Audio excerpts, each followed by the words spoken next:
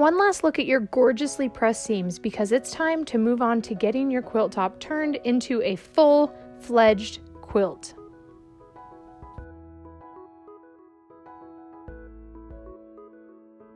Here are some best practices for getting your quilt top ready for quilting.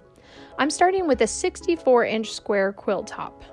This means that my batting should be about 70 inches wide.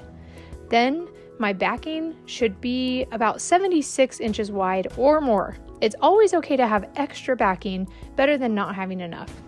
The point is that your backing should be at least 3 inches larger than your batting on every side, and your batting should be at least 3 inches larger than your quilt top on every side. If you plan to give your quilt top to a long arm quilter to quilt it for you, they will thank you for the excess wiggle room, which just makes their job a little less worrisome. But no matter what type of quilting you are doing, these ratios are always applicable. You'll trim the excess batting and backing after the quilting process. For my quilt, I was really obsessed with this shot cotton and barely had enough for the backing, so I had to do some piecing, which is fine. By the way, shot cotton just means that it is a woven material where the warp and the weft are different fibers. With mine, one direction of the fabric is white threads, while the other direction is dark mossy green. And it's not the most snuggly and soft, but it is really pretty and also very durable.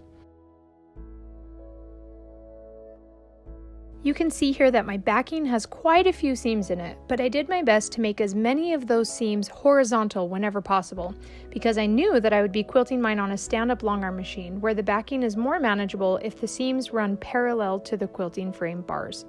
For the actual quilting, I decided to stick with the sulky invisible thread that I've been piecing with all along.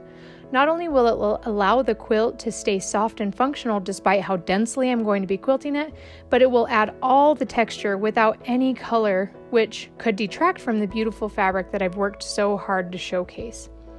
Also, I'll be using the same sulky invisible thread in my bobbin case. I used to be scared of this, but it's really not anything to be worried about. If you're apprehensive, test out your tension with your thread choices on scrap fabric before jumping into quilting your actual quilt top. So your homework for this segment is to choose which thread you'll use, acquire batting that is the appropriate size, as well as backing that is larger than your batting on all sides. In the next video, I will show you my favorite way of loading my quilt onto my quilting machine frame, as well as my favorite way to baste my quilt when I'm working on a sit-down or domestic quilting machine.